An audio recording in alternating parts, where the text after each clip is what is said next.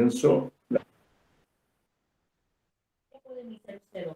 Ya, muy buenas tardes, estudiantes del curso de Literatura Hispanoamericana, siglo XX, narrativa. Hoy estamos 25 de octubre de 2022 y el autor del cual vamos a hablar, con cuyos textos vamos a trabajar, es precisamente Augusto Monterroso. Nosotros lo hemos puesto simplemente como un título, relato breve, ¿no? Así que creo que el material es el pertinente para hacer un buen desarrollo, para enriquecerse, para saber un poco más o para iniciar el conocimiento de este importantísimo autor de la literatura hispanoamericana del siglo XX, ¿no? Su vida, su trayectoria son extraordinarios. Es un hombre que, como casi todos los escritores, viajó mucho, vivió aquí, vivió allá, en fin, fue yendo por el mundo. Pero algo que él, diríamos, se legó a sí mismo es el humor, la ironía, ¿no? Esos son rasgos relevantes. A él le gusta jugar consigo mismo y con los lectores, con la literatura, y esta confusión a veces, o diríamos, constructo que él realiza, nos lleva por un camino y nosotros tomamos ese camino y de pronto nos damos cuenta que no es ese el camino, que el camino es otro, ¿no? Eso es, yo creo, algo importante en la literatura, que el lector descubra lo mejor posible la dimensión, la calidad, la profundidad de aquello que un escritor nos ha regalado desde su mente creativa y desde su prosa, desde su lenguaje, su estilo, que oye todo lo que ocurre alrededor del mundo y ve también una serie de sucesos y acontecimientos que transcurren en una sociedad, en una época, ¿no? Son muy importantes en Monterroso el tiempo y el espacio y, por supuesto, todas las acciones que realizamos los seres humanos. De modo que los estoy esperando para trabajar en equipo. Tengo incluso una propuesta para que ustedes se integren a ese trabajo, se integren protagónicamente, de modo que en la próxima clase ustedes participen analizando cada uno de ustedes un relato del primer libro de Monterroso, sobre el cual vamos a hablar. No quiero señalar más detalles justamente porque ahí está, como diría Cantinflas, ahí está la cuestión o ahí está el detalle, ¿no? Justamente eso es una prueba del desafío que nos propone Monterroso a nosotros como lectores interesados y ávidos de su riquísima producción, que siendo breve, sin embargo, es inmensa, es infinita en cuanto a calidad. Para mí, el preparar estas clases para ustedes también ha sido un descubrimiento extraordinario. Yo ya lo conocía, había leído, pero ahora al recorrer con más extensión los límites inabordables de esta obra, he podido darme cuenta que estoy frente a un creador extraordinario. Lo comparo con García Márquez, lo comparo también con Miguel de Cervantes, ¿no? Y así hay otros personajes. Ven ustedes que Cervantes y Gabriel García Márquez son escritores que publicaron una gran cantidad de obras. Monterroso no lo hizo de ese modo. Él, como Juan Rulfo, a quien también estudiaremos, se contentó con hacer una producción breve, ¿no? Sin embargo, en esa brevedad, ¿no? Cuyo ejemplo paradigmático sería su relato del dinosaurio, que justamente también va a estar entre los que ustedes analicen, ¿no? Sin embargo, con esa precisión, con esa inteligencia, con esa con ese arte, esa artesanía, con su imaginación maravillosa, nos ha regalado en los textos que gracias a Dios conservamos en los libros, ¿no? Que son el objeto más maravilloso para que nosotros los lectores nos enriquezcamos, nos humanicemos, intentemos entender al otro y entendernos también a nosotros mismos. Bienvenido, señor Alvarado Vega. Adelante usted, Alvarado Vega. El señor Alvarado Vega, como siempre, es el más puntual. Alvarado Vega. Estoy registrando su ingreso en estos momentos al aula virtual, siendo casi las 3:05. También Torres Canchanya está ingresando. Muy bien, muchas gracias por esa puntualidad. Torres Canchanya, de acuerdo. Entonces está Torres Canchanya, sí, Torres Canchanya y el señor Giuseppe Jorge Alvarado Vega, ¿no? La señorita Torres Canchanya, su nombre es Carla, sí. Sí, yo lo conozco ya intelectualmente, académicamente, y me place pues tener este grupo pequeño. Está, por ejemplo, entrando ahorita Juárez Antón Jessica. Juárez Antón Jessica. Ya anoté también. Jessica, muy bien. Jessica, entonces tenemos ya 1, 2, 3. Usualmente es el número de alumnos, el señor Trujillo Carrasco, otro alumno también. Este grupo es puntual, Trujillo Carrasco, Jani, ¿no? Jani, Trujillo Carrasco, sí. Ya están, entonces tenemos 4 alumnos. Usualmente somos 6 en este curso que asisten con regularidad, ¿no? Entonces, creo que nos faltaría el señor Minaya, que es probable que ya esté ingresando. Nos faltaría entonces Minaya, por un lado, y también nos faltaría, el señor Wharton también nos faltaría.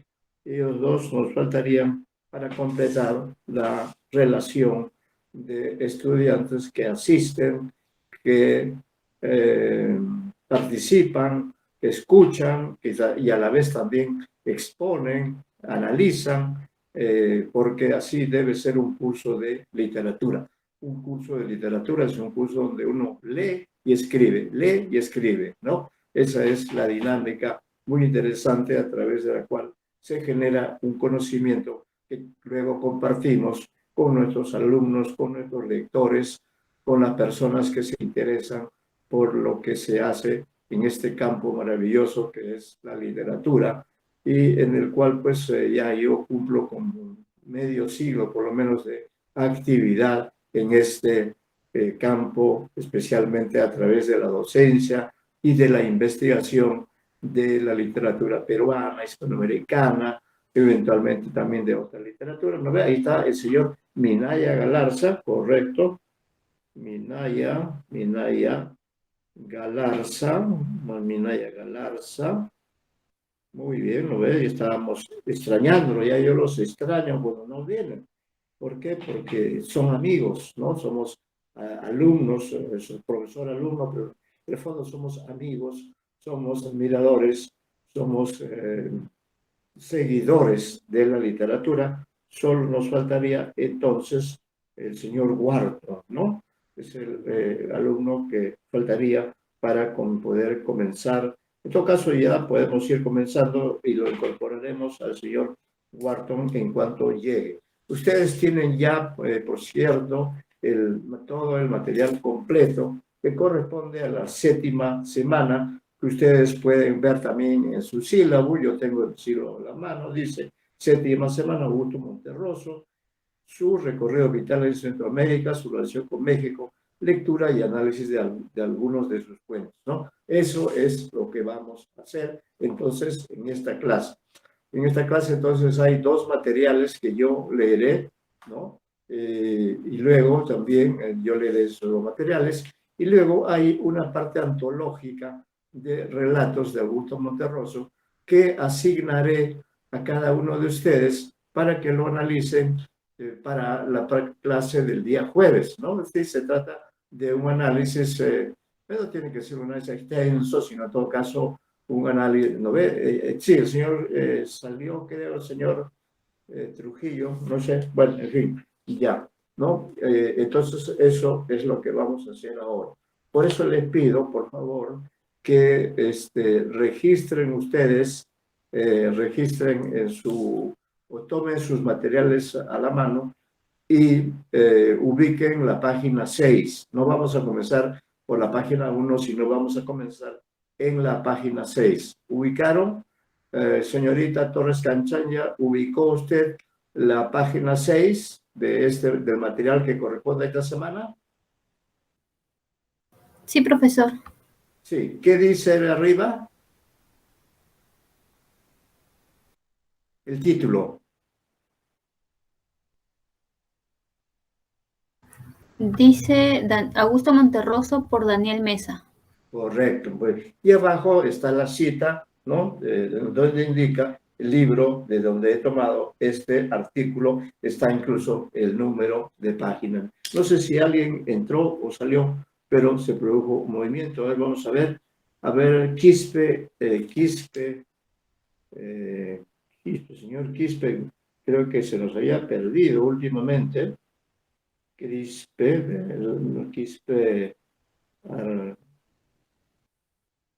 sí, Quispe,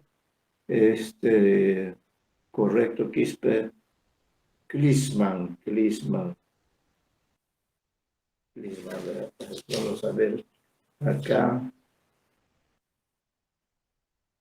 sí, pues, Arque, sí, Quispe, Arque,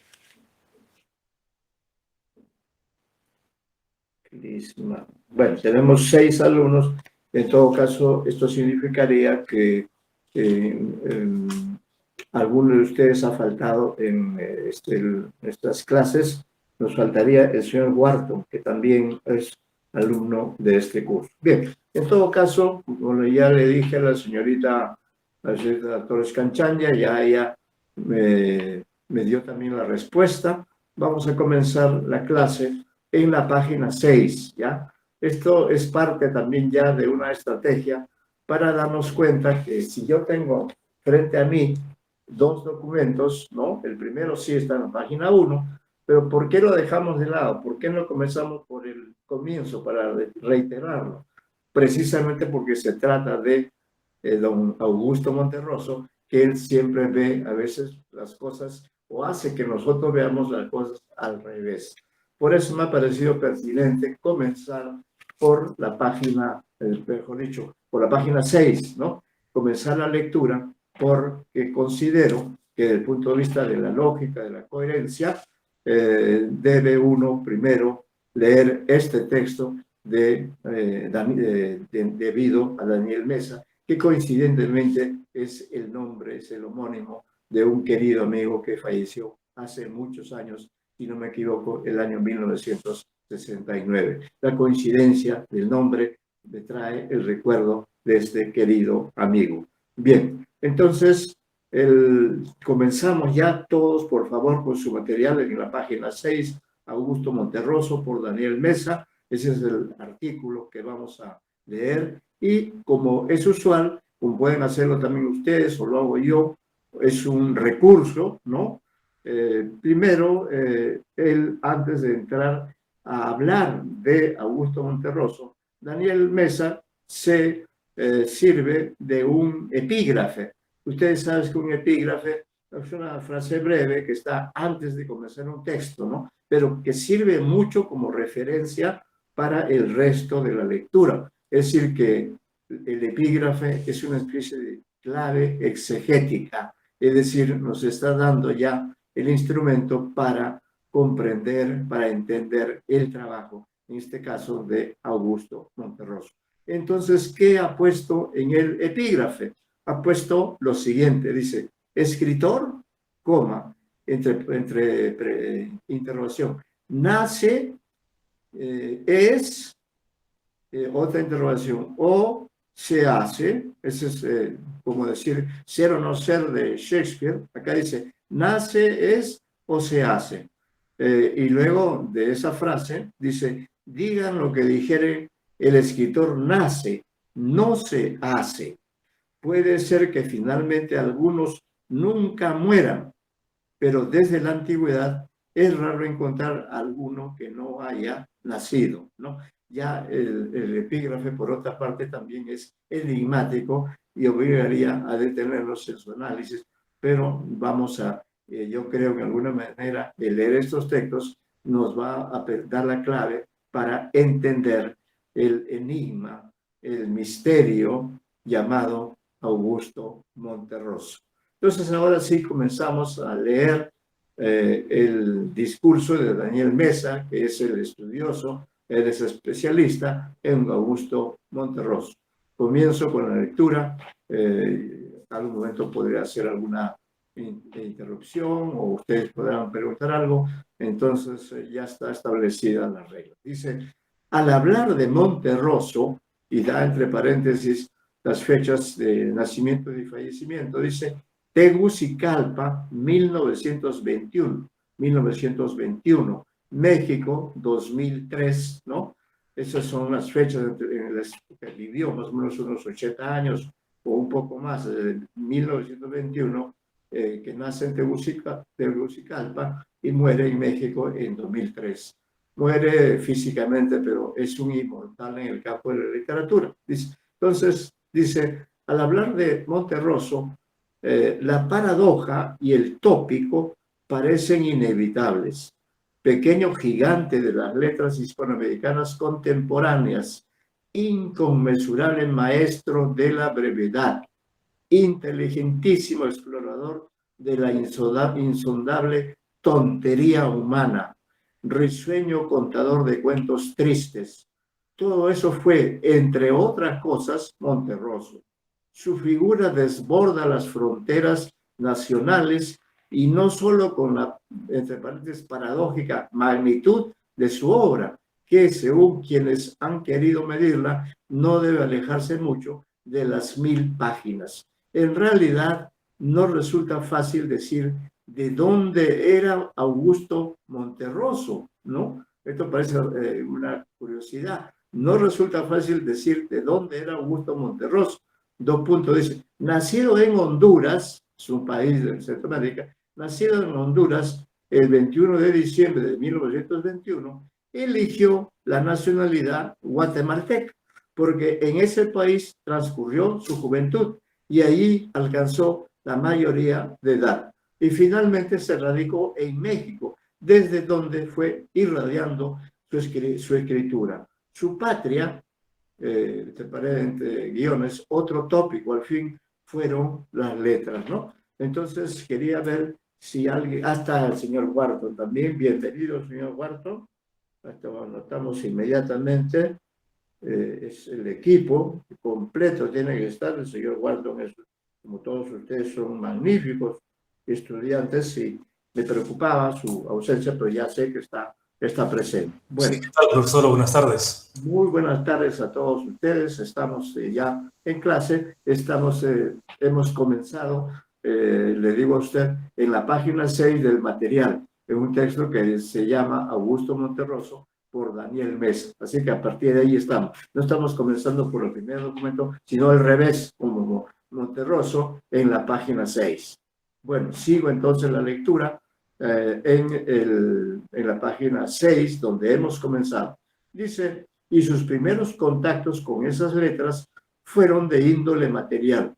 Su padre regentaba una imprenta en Tegucigalpa y allí conoció Monterroso esos pequeños objetos de peso de mucho mayor que el que correspondía a su tamaño. Según afirma en su ensayo de memorias, Los buscadores de oro. La densidad, la paradoja de la dimensión marcan entonces su primer descubrimiento de las letras. la misma definición que hace Monterroso de los tipos de plomo, cabría aplicarla a muchos de sus textos. Aquí hay algo interesante, ¿no?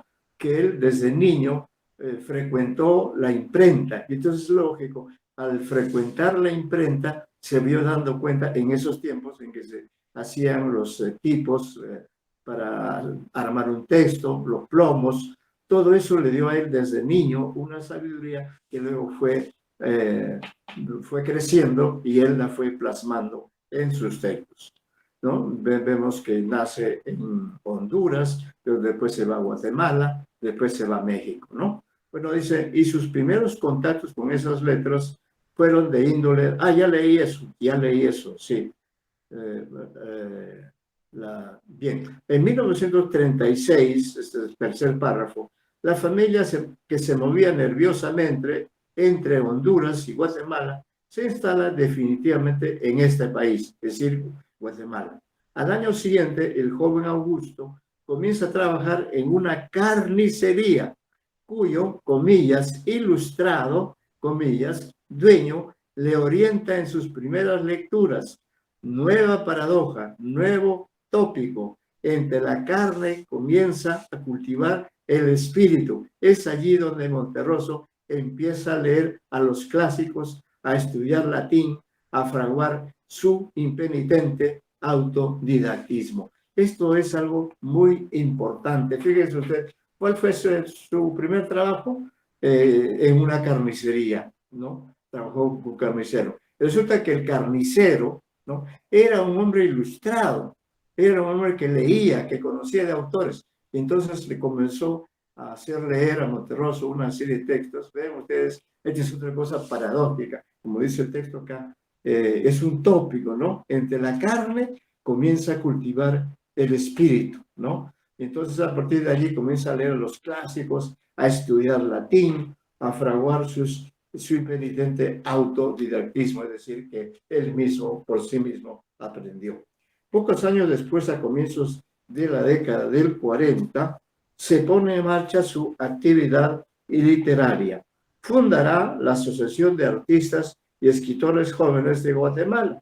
Y aunque se le tiene por escritor tardío, Monterroso publica sus primeros cuentos en la revista Acento y en el periódico El Imparcial, 1941, comillas, el hombre de la sonrisa radiante, ¿no? Ese es el cuento que publica El Imparcial en 1941. En esa época, estamos en la década del 40 del siglo pasado, en esa época comienza también su actividad política. Ojo, la política también fue importante en su vida, de resistencia a la dictadura sanguinaria de Jorge Ubico, en el poder desde 1931. Bueno, siempre nuestro continente rodeado de dictadores. Bueno, dice, seguimos. Cuando el dictador Ubico es depuesto en 1944, Monterroso funda el diario El Espectador, o sea, también está vinculado al periodismo. Pero las esperanzas de libertad se frustran bajo el mandato de Federico Ponce Valdés y sucesivas juntas militares. Para evitar el encarcelamiento, Monterroso debe huir a México. En 1945 triunfa en las elecciones la opción democrática de Juan José Arévalo, 1945-1950. Entonces Monterroso será rehabilitado y obtendrá un cargo diplomático menor en la Embajada de Guatemala en México, labor que mantendrá con cambio de destino durante el posterior mandato de Jacobo Arbenz, 1950-1954. Entre 1945 y 1952 se desarrolla pues su primera etapa mexicana, en la que entabla estrechas relaciones literarias.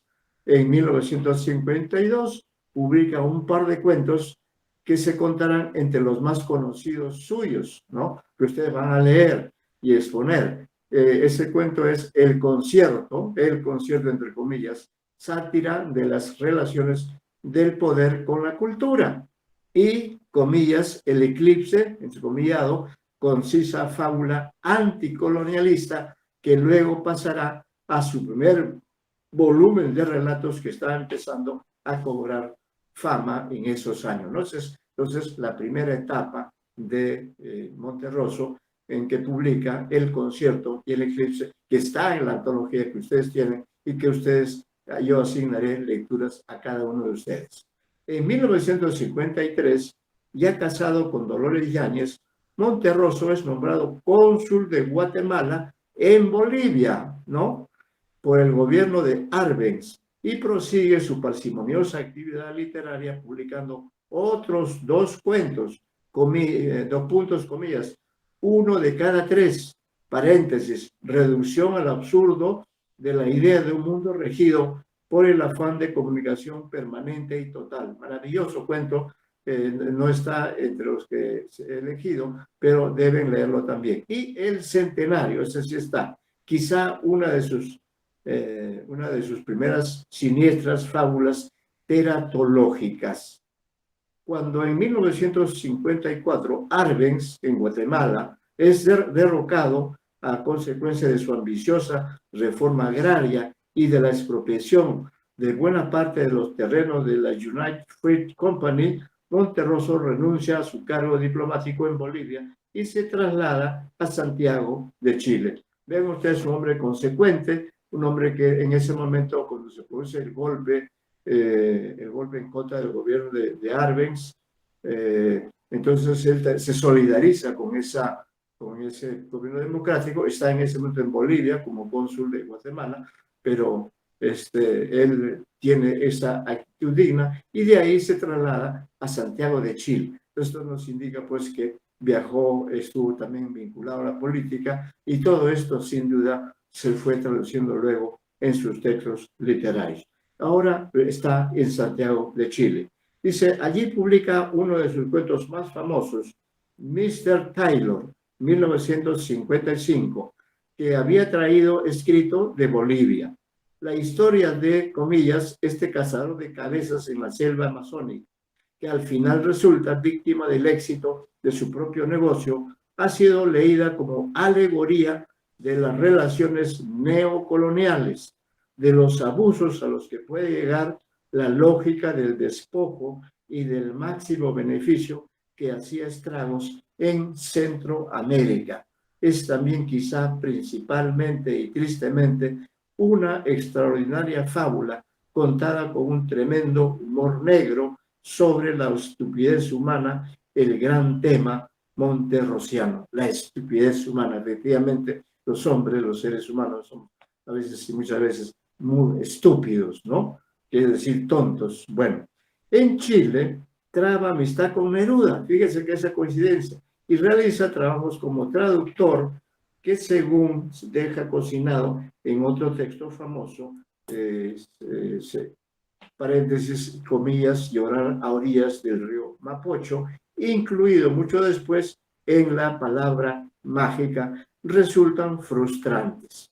En Chile, Monterroso se siente sin duda un exiliado, pero ni allí ni en México hará jamás ostentación de esas circunstancias, pues siempre reconocerá pertenecer a una clase privilegiada de exiliados, los intelectuales. Es decir, casi todos los escritores han sido exiliados, han sido desterrados de su país y han recorrido otros países. A Monterroso, para variar, también le ocurrió eso, ¿no? En 1956, este año es importante, se produce el regreso definitivo a México, donde emprenderá trabajos académicos y editoriales, al mismo tiempo que prepara el que será su primer libro. Ojo con esta edad. Al mismo tiempo que prepara el que será su primer libro, publicado en 1959. Subrayen ese año. El titulado irónicamente, y esto yo lo pongo en cursiva, este es el título, subrayo lo que está en cursiva, es el titulado irónicamente Obras completas, paréntesis, y otros cuentos, cierra paréntesis, ¿no? Entonces, visto así, es un poco raro, pero ese es el nombre de su primer libro. Ahí incluye la mayoría de los relatos publicados previamente, y también el que será su más famoso texto, el mini cuento el minicuento que Monterroso se divertía llamándolo novela, titulado, comillas, El dinosaurio. Y acá el texto se reproduce. Dice, cuando despertó, coma, el dinosaurio todavía estaba allí. Ese cuento también será leído y analizado por algunos de ustedes. A partir de esa fecha, es decir, de 1959, que es el año de publicación de su libro Obras Completas y otros cuentos, a partir de esa línea tan citada, parodiada y a menudo tergiversada, se genera la leyenda de Monterroso como, comillas, maestro de la brevedad, ¿no? Y aunque la mayoría de los relatos de ese primer volumen, ojo, primer volumen, son de expresión regular. A partir del huevo de ese dinosaurio, puede decirse, eclosiona un género, la minificción, sin que Monterroso pudiera hacer mucho para evitarlo. Efectivamente, ahora se practica mucho la minificción, ¿no? Entre sanmarquinos, ha tenido un alumno, ¿cómo se apellida? El señor Vázquez, precisamente uno de los expertos jóvenes sobre la minificción. ¿Y quién origina este nuevo género o nueva especie? Precisamente Monterroso. Seguimos con la lectura en la página 8. Dice, el volumen en el que Monterroso decide por primera vez a sus 38 años recopilar su producción, declara la voluntad de juego que caracterizará en adelante toda su obra. Dos puntos. Provocar con la obviedad, paréntesis, el libro incluye un cuento titulado Obras Completas, cerramos las comillas y el paréntesis, e intrigar con la paradoja, entre paréntesis, en principio, la, comillas, totalidad de la obra, coma, no admitiría, comillas, otro complemento, ¿no? Eso es algo que luego lo vamos a ver, pero subrayenlo ustedes, porque estos textos son para subrayarlos y releerlos. Además de la sátira sobre las insidias del mundo moderno o sobre las relaciones de poder, Monterroso deja amplio cauce al que será uno de sus temas preferidos, la incapacidad creativa, entre paréntesis, obras completas, que es el nombre de un cuento. El otro se llama Leopoldo, paréntesis, sus trabajos, ¿no? Entonces, esos son otros temas. Todo eso está en su primer libro. Y sus relaciones, a menudo paradójicas, con la erudición y la sensibilidad. En ese primer libro, que se llama Obras Completas y otros cuentos, en ese primer libro el autor pudo revelar en plenitud su profundo conocimiento de la tradición clásica y moderna, al mismo tiempo que manifestaba un hábil y sabio manejo de la retórica del relato, apoyada en la concisión extrema, pero sin eludir el uso de técnicas experimentales. Entre paréntesis, dice el texto, el relato en segunda persona, la mezcla de puntos de vista contradictorios, la ficción de la oralidad. La publicación del primer libro de Monterroso coincide en el tiempo con el acontecimiento político que trastornará para el resto del siglo las relaciones entre política y cultura en todo el ámbito hispanoamericano. Dos puntos, el triunfo de la Revolución Cubana. Punto. Como cabía esperar por su trayectoria política, Monterroso simpatiza desde el principio con los revolucionarios y visitará La Habana en 1960. Efectivamente, el año que él publica su primer libro, en 1959, ese mismo año se produce la Revolución Cubana, que fue una esperanza que lamentablemente terminó en todo lo contrario, ¿no? La vida es paradójica. Bien, él en todo caso en esa época simpatizaba con esta revolución y visitó La Habana en 1960. La sorpresa que le produjo verse convertido en autor, por supuesto en cursiva, con un libro publicado, le duró una década, hasta que decidió entregar a la imprenta un segundo volumen.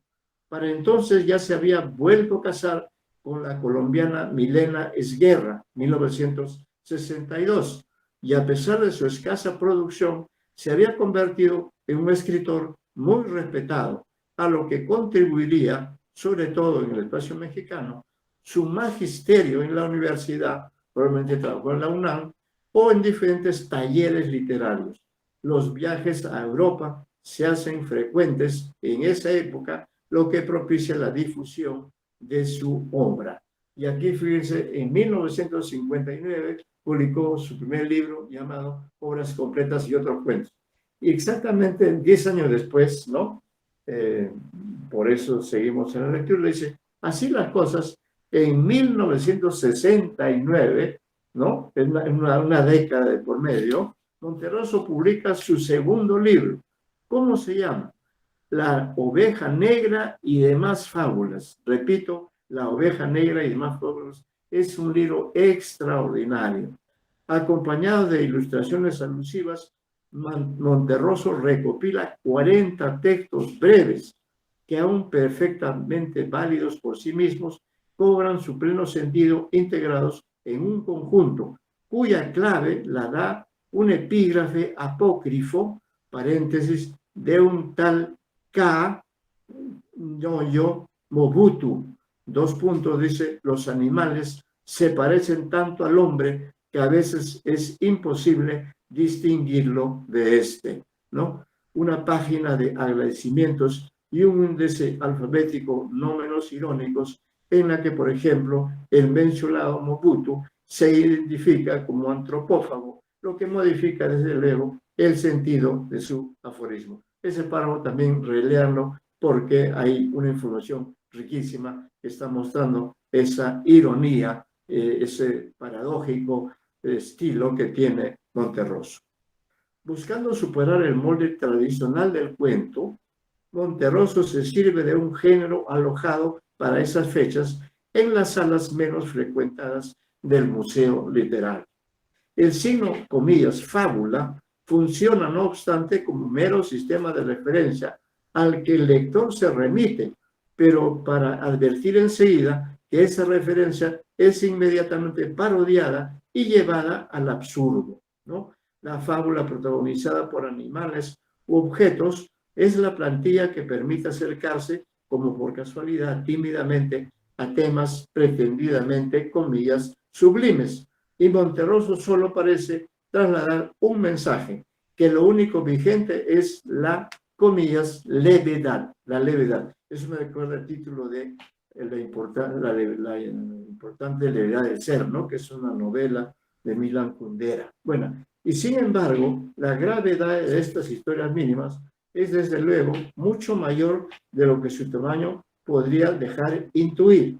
Muchas de las fábulas allí incluidas responden a ese mismo efecto sorpresa mediante la disolución de tópicos preconcebidos, entre paréntesis, el grillo maestro o monólogo del mal, todo eso entrecomillado, porque están ya en este libro, La oveja negra y otras fábulas, o la inversión de principios morales, entre paréntesis y comillas, la buena conciencia. Aunque la aparición de los animales sigue la identificación tradicional de las especies con determinados valores estereotipados, la saturación de rasgos humanos con que los caracteriza deshace toda pretensión de verosimilitud y saca a luz la caricatura, la clave de la insondable tontería humana, querer ser lo que no se es, rasgo común de la mayoría de los protagonistas de estas fábulas. El espectro temático que recorre este sucinto volumen da buena cuenta del mundo construido por Augusto Monterroso en el resto de sus ficciones y ensayos. Dos puntos, la mirada irónica sobre las difíciles relaciones humanas, la reducción al absurdo de cualquier forma de poder o de dominación, la crítica del mundo de letras y letrados, que es el suyo, o incluso guión en un giro metaliterario que será característico de esta escritura, cerramos el guión, la sátira del sátiro, ¿no? Entre paréntesis y entre comillas, el mono que quiso ser escritor satírico. Fíjate, ya produce risa el título, el mono que quiso ser escritor satírico. Cierran las comillas, otro cuento, el fabulista y sus críticos. Esto también entrecomillado, entre paréntesis.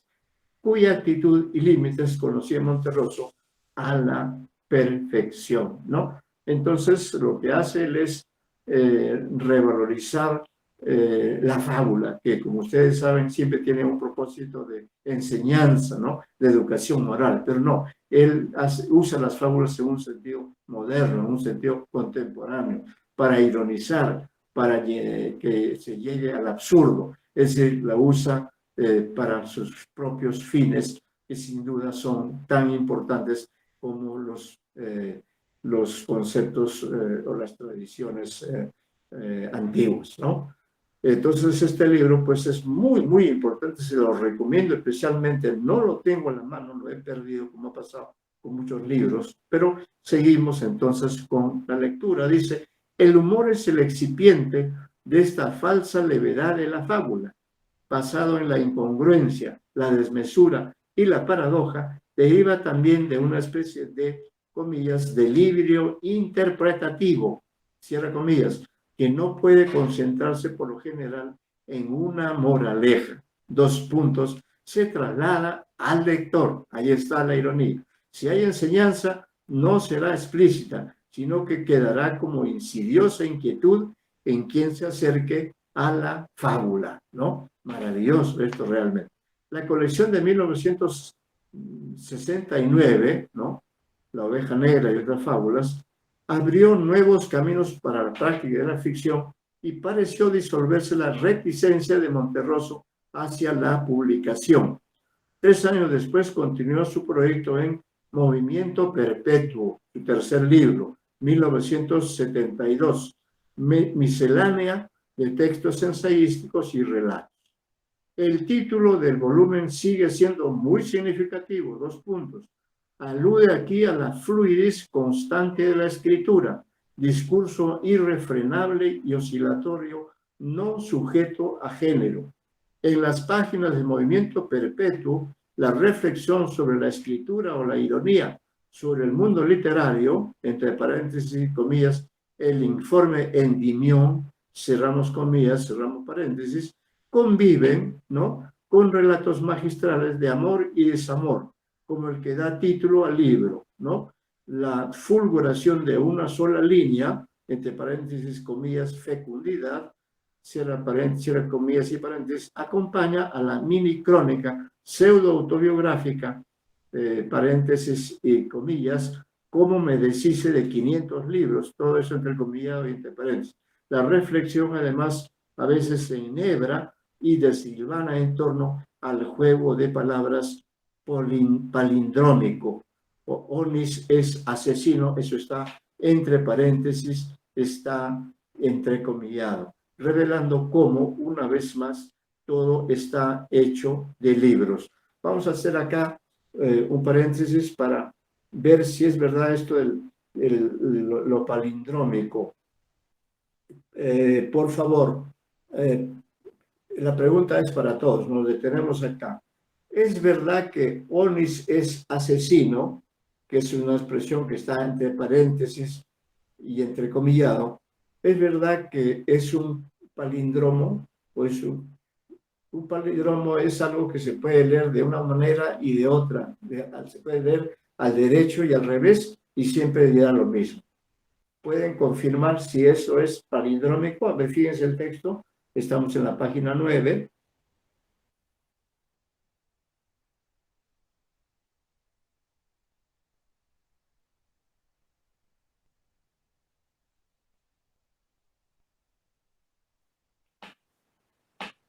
¿Sí o no?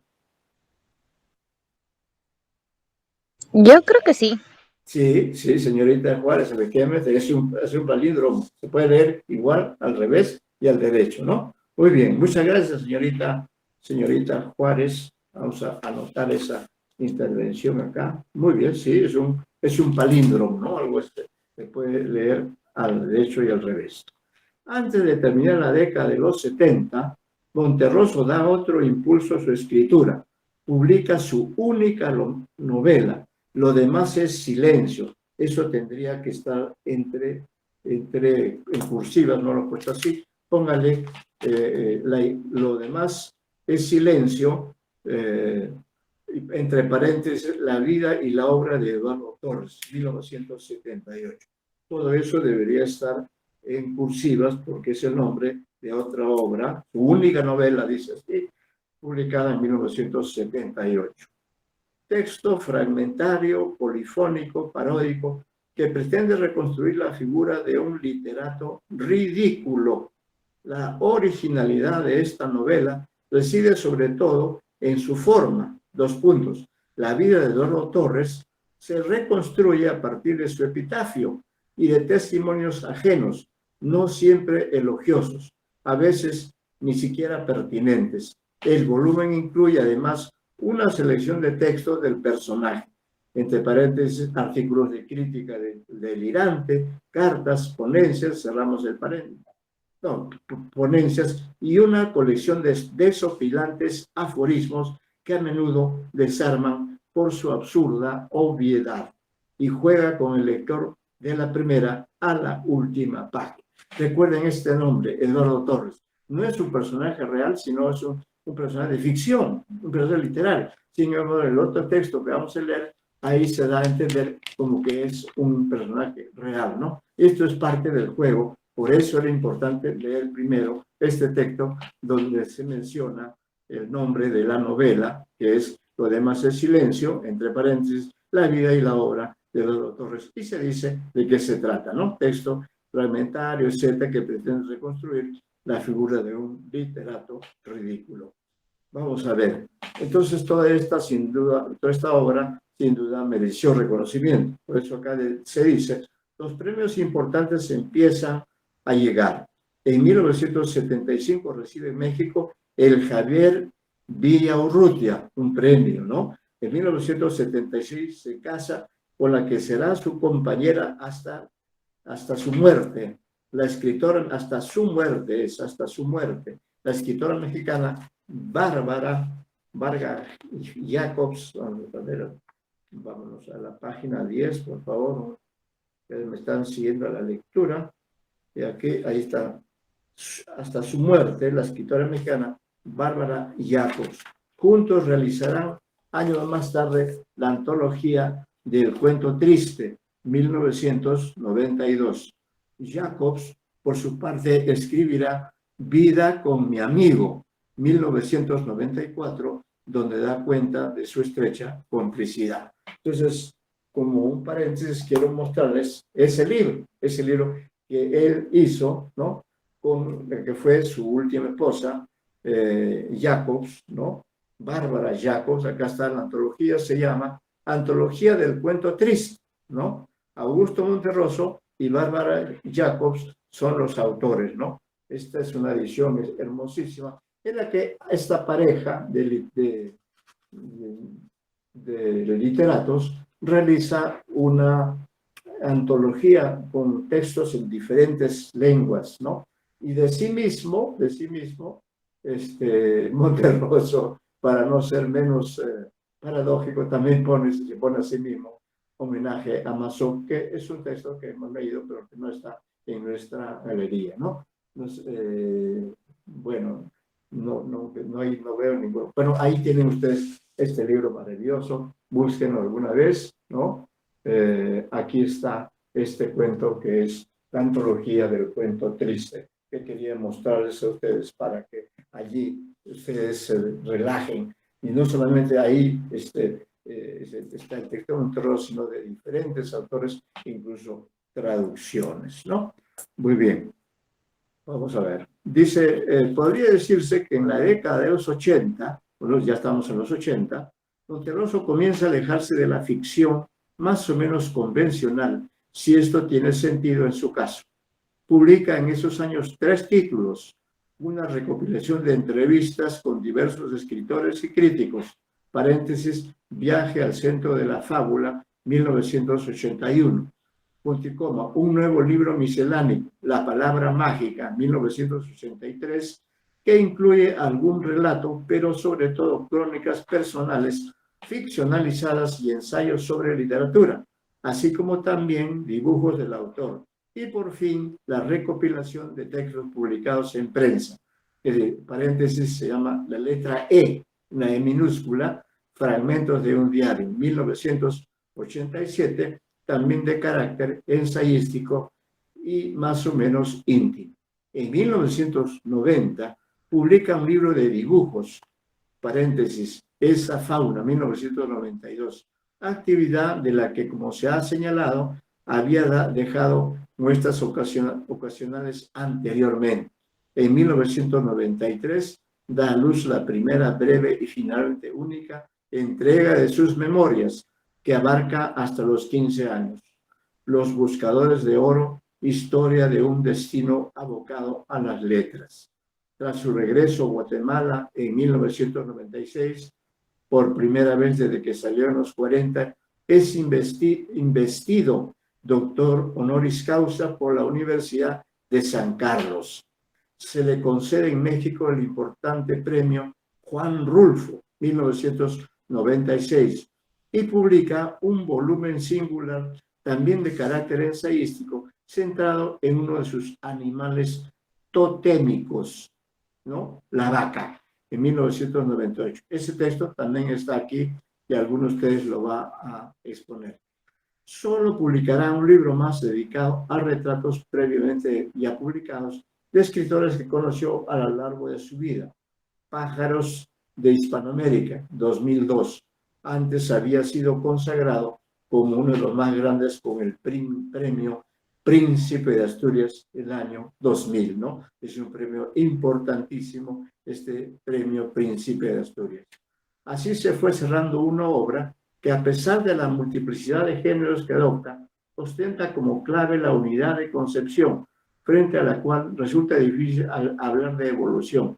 Esa unidad está marcada además por la citada voluntad de transgresión genérica, por un compromiso firme con la condensación, el gusto por el ingenio y los juegos verbales, la meditación amable y desencantada sobre la condición humana, la preocupación por el mal. Monterroso se considera un escritor satírico, pero sin sarcasmo.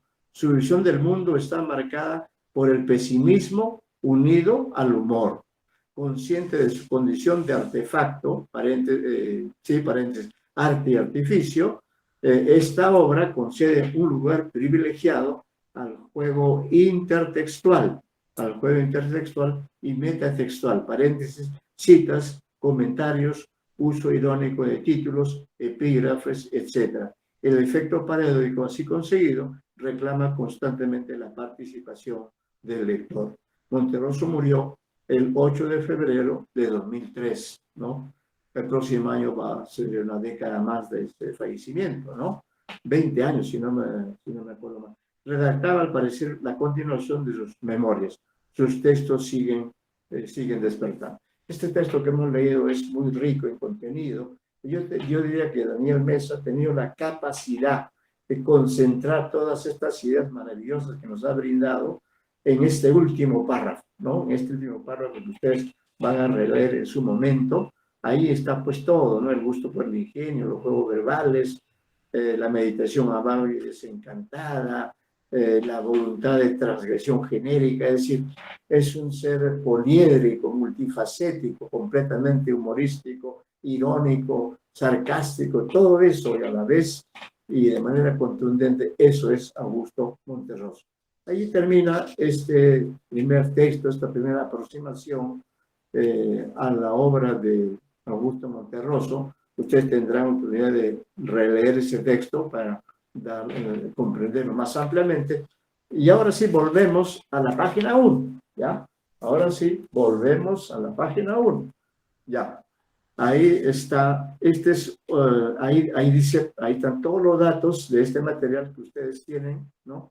Solo repito el título del texto que vamos a leer. El texto se llama Monterroso o los riesgos de la literatura, ¿no? Se indica ahí una cita que ustedes leerán, por Héctor Abad Facioline, ¿no? Este texto es extraordinario, pero sí tiene mucho sentido. Disculpe, un minuto. Sí tiene mucho sentido que primero hayamos leído el otro, porque nos ha dado una serie de claves, y aquí, bueno, tanto Daniel Mesa también, en su texto también es monterrosiano, está él cautivado, y entonces escribe sobre Monterroso, pero en un estilo monterrosiano. Igual pasa, o quizá más, con este señor Héctor Abad Facioline, que es un escritor, me parece, ¿no? Entonces, aquí también, Facioline también es monterrosiano, o quizás hasta sea un personaje, no lo sé, de Monterroso. Porque acá hay dos, dice, dos epígrafes, dice, la ironía es una excelente arma literaria, pero usándola se corre el riesgo de ser tomado en serio, ¿no? Ese es un primer epígrafe, dice, palabras preliminares a cargo del doctor Eduardo Torres, director del suplemento literario de El Heraldo de San Blas. Eduardo Torres, supuestamente son palabras preliminares, pero ya sabemos que Eduardo Torres es un personaje de ficción, ¿no? Pero aquí Abad Facioline lo toma como si fueran las palabras de un doctor, el doctor Eduardo Torres. Entonces comienza el texto de este modo. Era de noche y sin embargo llovía. Esa misma tarde, como suele hacerlo, el cartero me había sorprendido con sus aldabonazos cotidianos a la puerta, habiéndome yo, de años atrás, y más concretamente desde varios años, impuesto un riguroso retiro del mundanal ruido. No fue sin asombro que recibí el sobre con las estampillas de los fructíferos cafetos colombianos. El sobre contenía una carta con una gentil invitación de Editorial Norma, es una editorial del mundo real, a hacer la presentación de las obras completas de aquel preclaro hijo de Guatemala e hijastro de México, don Augusto Monterroso, ¿no? Pero acá se dice solo obras completas, no se dice y demás cuentos, como sí se dice en cambio, ¿no? Entonces, esto está entre la realidad y la ficción. En todo caso, a este señor le llega este sobre donde Editorial Norma le pide que haga la presentación de las obras completas de aquel preclaro hijo de Guatemala e hijastro de México, don Augusto Monterroso. Procedo, pues, a dar gusto a mis amigos entrañables de los Andes y el Caribe, de la Esmeralda y el Café, y emprendo mis apuntaciones sobre las obras completas de Augusto Monterroso, mi dilecto amigo, ¿no? Se supone que está escribiendo Héctor Abad, mi dilecto amigo, y en cierto sentido mi progenitor. Esta ópera omnia que debo comentar, diré de inmediato y sin ofender, no es realidad obra completa, como resulta precisado por la aclaración entre paréntesis o parentética que sucede al por desgraciado inexacto título y otros cuentos, ¿no? Lo cual es una falla, la primera y quizá más grave del volumen que me ocupa intitular obras completas, a lo que no lo son podrá producir confusión en las desprevenidas mentes juveniles, ¿no? Y lo que es más grave, ocasionaría no pocos problemas al editor y por ende al autor, cuando pongamos por caso Aguilar o la mismísima, aunque más pequeña Norma, quisieran emprender encuadernando como es debido, en preciosísima piel, la publicación de las obras completas, y lo pone entre paréntesis, de verdad, del mismo autor. Error de juventud, mero descuido, preguntas, ¿no? Laudable humildad, reflejo de menguadas intenciones. No entraremos a juzgarlo aquí, pero dejo sentada mi observación, además de una válida sugerencia. Dice, ¿por qué no pensar en un título sonoro y breve como obra parcial para las futuras reimpresiones, ¿no? Entonces, lo que ocurre, pues, es que se le pide al que escribe este texto, que es el señor Abad Facioline, se le pide que haga el comentario de las obras completas, pero ya sabemos que esa fue el primer libro, entonces están jugando con ese tiempo. Obras completas generalmente se publican al final de la vida, ¿no? Pero no, acá fue el primer libro, ya veremos, se va a ir aclarando este misterio. Bueno, entonces tiene esta objeción de cómo me manda a hacer una reseña de un libro cuyo título no es el correcto. En todo caso dice que debe poner obra parcial. Bien, seguimos. Decía arriba que quien nos ocupa, Augusto Monterroso, es oriundo de Guatemala. Y no es casual que lo sea, pues como suele suceder en su obra y en la de otros se ven reflejados los orígenes, la raigambre telúrica del escritor ligado a su terruño, pues sucede con las tierras en las que vio la luz y oyó el sonido. Este hijo de Guatemala se eleva a las cumbres heladas de los volcanes imponentes que, como dentro de una carátula y libro, esconden en sus vísceras todo el fuego abrasador de sus impelentes cambios de tono.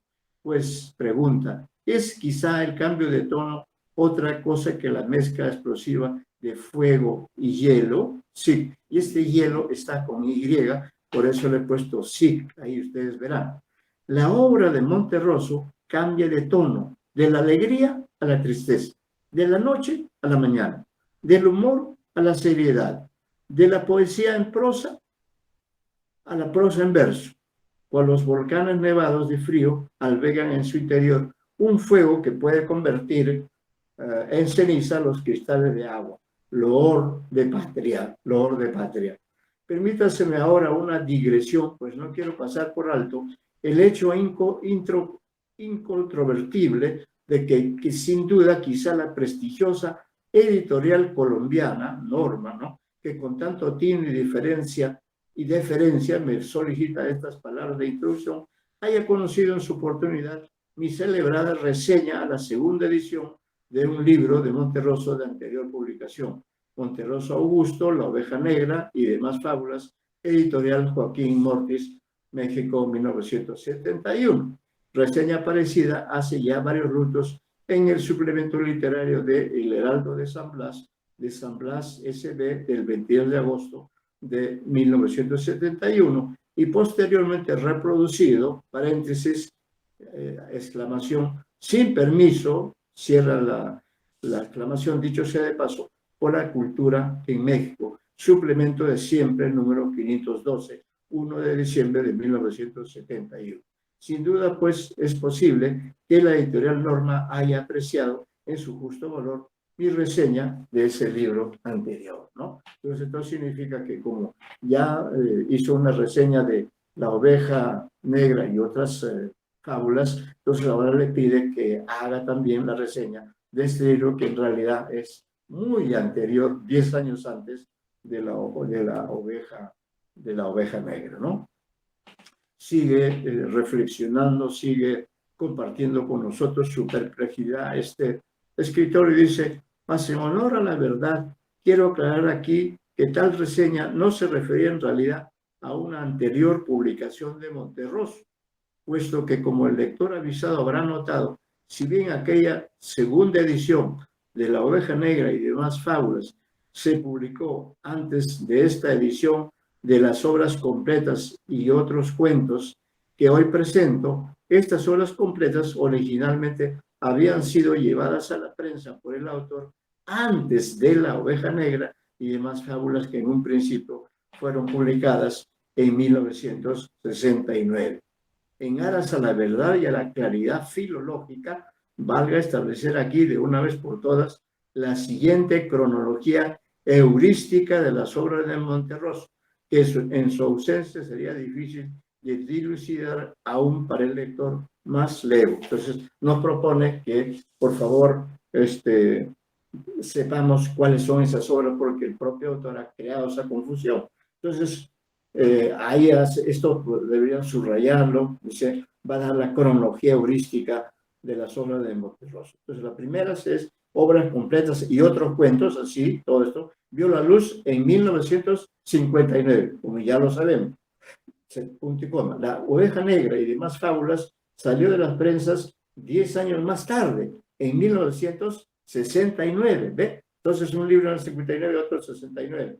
Otras obras del autor como Movimiento Perpetuo, lo demás es silencio, y otras más fueron publicadas después, en años que el lector interesado pueda consultar en alguna buena biblioteca del Ayuntamiento de San Blas, la cual ha querido honrarme con el reciente nombramiento de presidente honorario de tan connotada edición. En consecuencia, de lo arriba señalado, la edición que aquí presenta Norma en su novedosa colección de Cara y Cruz, que es esta edición que les muestro, ¿no? Cara y Cruz, ¿ven? Ahí dice obras completas y otros cuentos, Augusto Monterroso. Volteo el libro, es otro libro, en un libro hay dos libros. Acá dice Augusto Monterroso, su vida y obra, ¿no? Entonces, se dan cuenta, por un lado es un libro, por el otro es otro libro. Allí traten de conseguirlo, es una maravillosa obra literaria, ¿no? Bien, entonces dice, en consecuencia de lo arriba señalado, la edición que aquí Norma presenta en su novedosa colección de Cara y Cruz, sutil alusión al hecho de que sus libros pueden leerse por delante, por detrás, no es la primera ni siquiera la segunda, pues Monterroso, como el no menos famoso Manco de Lepanto, que después de la edición de Madrid tuvo la de Barcelona y la de Valencia, y quizá otra, si bien sobre esta no hay acuerdo, de Amberes, ha tenido la fortuna de ver salir a la luz no una, sino varias ediciones de su obra, que a su vez ha sido traducida a numerosos idiomas extranjeros de este continente y de otros como Europa y Asia.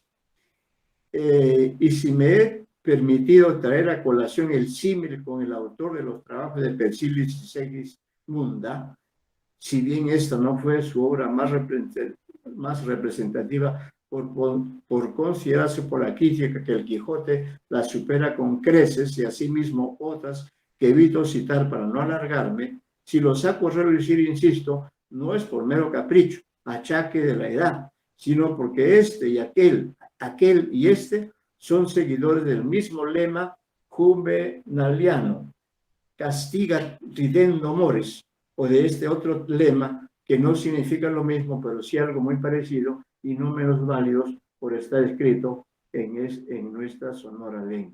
Enseñar, deleitar.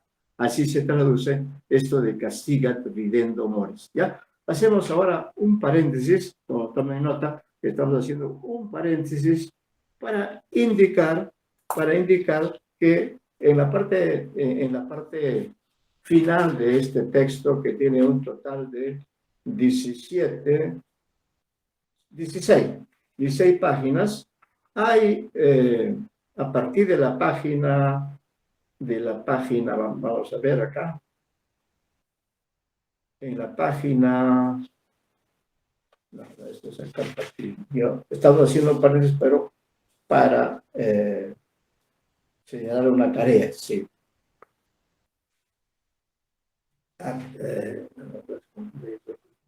Así, acá está. Acá está la antología breve, está en la página 11, ¿no? Está en la página 11, ¿ya? Entonces, tomen nota de lo siguiente. A partir de la página 11 de este documento, está Obras completas y otros cuentos, ¿no? Que es el primer libro publicado en 1959. Hay ahí también una cita. Entonces aquí yo he coleccionado algunos cuentos, ¿no? Y he asignado los siguientes cuentos para que la próxima clase, es decir, la clase del jueves, ¿no? Cada uno de ustedes haga un pequeño análisis, traiga, por supuesto, ya lo han leído antes, ¿no? Si no, traiga un pequeño análisis, ¿ya? Entonces, vamos a ver. Siguiendo el orden de la asistencia anterior, no le doy día porque hoy día tengo 7 alumnos y en la clase anterior hubo 6, el 20 de octubre. Entonces, he asignado a cada alumno un relato, para que lo lea y haga un breve análisis para la próxima clase, ¿no? Entonces aquí, de acuerdo a este orden, le corresponde a cada uno de ustedes los siguientes relatos. Comenzamos con el señor Alvarado Vega. A él le toca el relato llamado El Eclipse, así se llama el relato.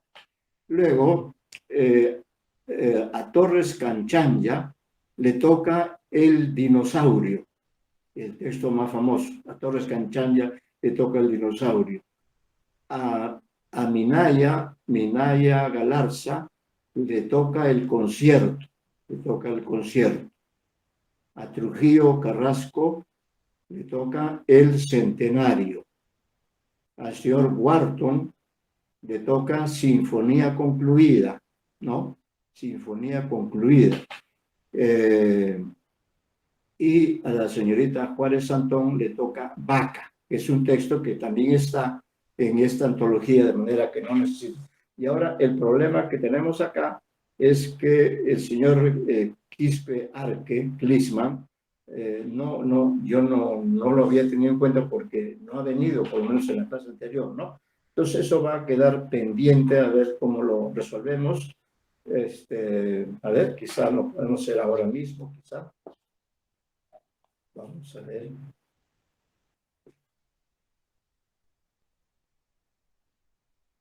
Ya. Al señor Quispe, eso sí usted va a tener que buscar el texto en esta edición.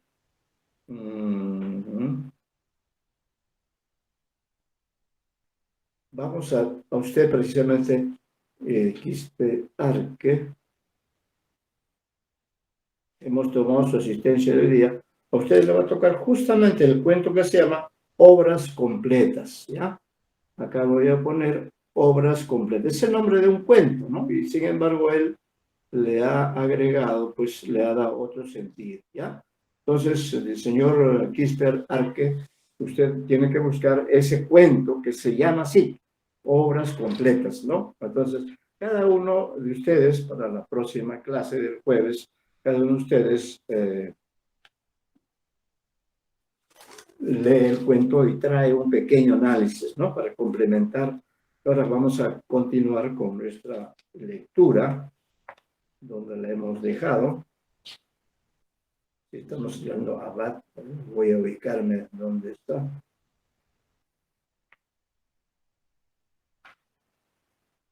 Sí, estamos acá. Sí, nos va a faltar el tiempo, pero en todo caso ya queda la tarea, ¿ya? Entonces, enseñar deleitando. Bueno, ahí nos quedamos, ¿no? Volvemos, por favor, a la página 3. Y hasta el tiempo no se alcanza hasta allí seguiremos, ¿no? Y si, dice, retomando lo anterior, dice, y si me he permitido traer a colación, bueno, eso ya está, hasta ahí hemos leído, ¿no? Estar escrito en nuestra sonora lengua, enseñar deleitando, significa, en latín se dice, castigal ridendo mores. Fueron estas y otras las divagaciones, estamos en la página 3, en el párrafo 1, 2, en el tercer párrafo, fueron estas y otras las divagaciones en que me vi sumergido al recibir la misiva de Editorial Norma, en la que se me instaba con palabras no por corteses menos imperiosas a emprender el estudio del volumen Monterrosiano. Ya encuadernado en rojo por mi asistente y amarillado con nobleza por 34 de otoños, saco de mi mano de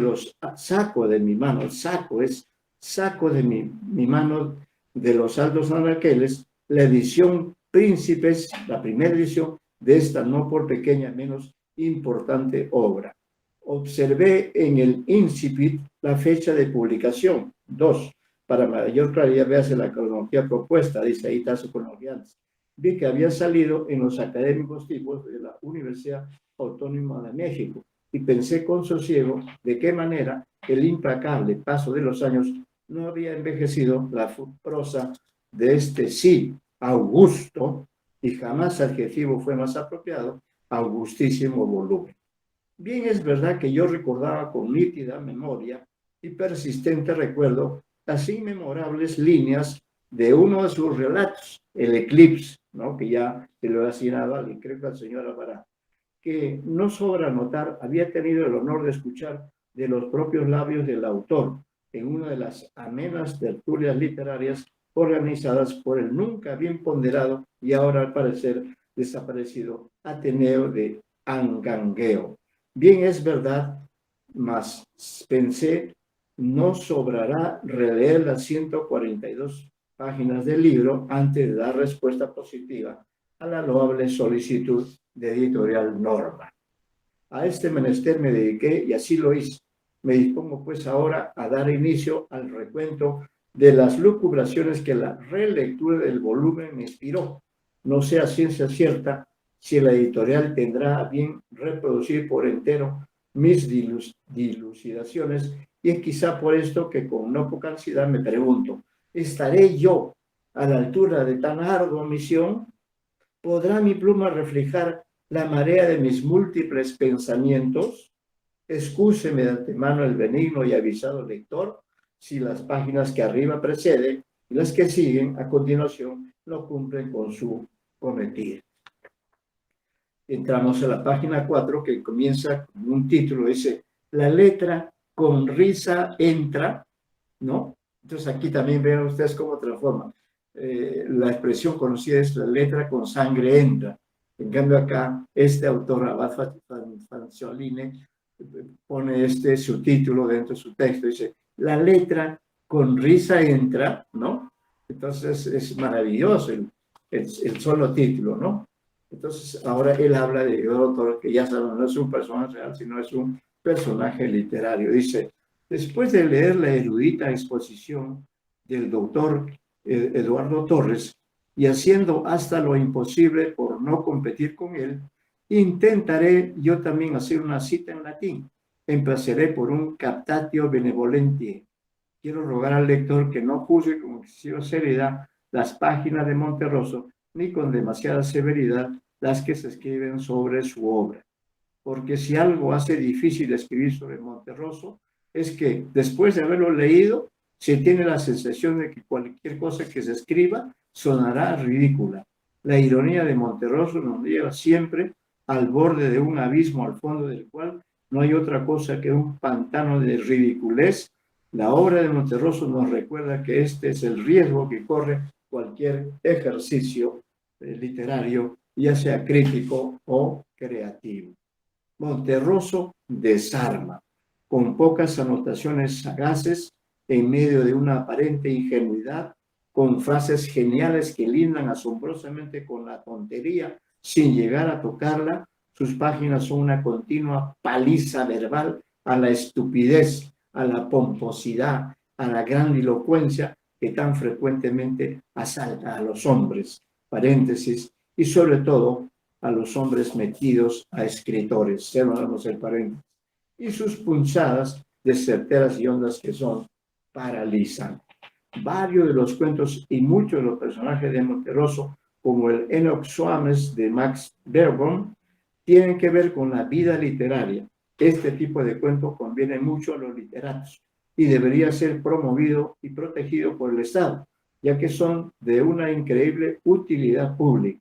Nada mejor que ellos para desbaratar vocaciones literarias tardías, ¿no? O precoces, y aún para poner en duda las vocaciones en apariencia mejor consolidadas. El literato de provincia, el profesor, el escritor de éxito, sin él, la dama declamadora, todos están reflejados, demoledoramente reflejados por la prosa mordaz de Monterroso. En sus personajes, como escribe Alberto Bonifaz Nuño, comillas, cita, se transparenta la contradicción insoluble de una mente informada y culta, a la vez que deficiente y disparatada. Cierra la cita. Y parece cumplirse también en ellos a la perfección esa frase con que algún inglés definió a los intelectuales, comillas, lo punto comillas, personas que estudian más allá de sus posibilidades. Monterroso es, en el contexto de la literatura latinoamericano, no solo uno de los escritores más divertidos, sino también uno de los que más conviene leer, tanto que su lectura debía ser obligatoria para cualquier persona con pretensiones literarias, que es el caso de todos nosotros. Nuestra irresistible tendencia al sentimentalismo, al melodrama y a la grandilocuencia hacen que buena parte del ejercicio literario de nuestra región se debata entre la cursilería de la telenovela, la poesía de ocasión, la truculencia hiperrealista y el discurso de plaza pública. Y los cuentos de Monterroso son el mordaz reflejo de esta lacrimosa y lamentable condición, y por esto mismo su más eficiente antídoto. Con una sonrisa distante, sin estridencias, las frases de Monterroso van desmoronando la secular tendencia a la hipérbole de nuestras regiones. Sus deliciosas bromas literarias parecen recordarnos que hay demasiadas lágrimas, demasiada sangre, excesivos incestos entre las páginas de nuestros escritores. Y sus guiños malignos nos recuerdan también la adjetivación exageradamente enfática a la que es tan proclive el continente hispano. Paréntesis, desde las tierras del tango hasta las de la ranchera, pasando por las de la quena y las de los boleros. Cierra paréntesis. Y lo peor es que leyendo las burlas de Monterroso nos damos cuenta con risa y con tristeza de que ya casi estábamos acostumbrados a semejante énfasis, a semejante hervidero rimbombante. El humor irónico de Monterroso pega tan fuerte que el gusto de leerlo tiene muchas veces que ver con un placer masoquista. Quien no sienta cierto gozo al recibir latigazos en su vanidad, en sus tics mentales, en sus costumbres, en sus defectos mejor escondidos, es mejor que no se acerque a Monterroso. 2 puntos, cerrará sus libros con rabia ofendido. Muy bien, allí nos vamos a quedar, allí en la página 5, en el segundo párrafo, ojo, ya, o sea que este texto, ustedes lo pueden leer completo, tiene... Sí, estábamos ya casi por terminar. En todo caso, ya por razones de tiempo, de coordinación, vamos a quedarnos aquí, ¿no? Creo que ya hemos leído el otro texto, así que nos quedamos aquí. Ya también se indicó las tareas que hemos indicado para la próxima clase. En todo caso, lo que haré es leer 1 o 2 párrafos y uno chiquito de esta lectura, ¿no? Pero ya quedamos entonces en que en la próxima clase tendremos la oportunidad de escuchar los análisis respecto a ciertos cuentos. Alvarado Vega, El eclipse. Torres Canchanya, El dinosaurio. Minaya Galarza, El concierto. Trujillo Carrasco, El centenario. Wharton Jesús, Sinfonía concluida. Juárez Antón, Vaca. Quispe Arque, Obras completas. Aunque ya he dicho que en este caso último será el señor Quispe tiene que buscar ese texto, ¿ya? Bien, allí nos quedamos entonces hoy día. Muy buenas tardes, gracias por su presencia. Hasta ustedes. Claro, profesor. Hasta luego.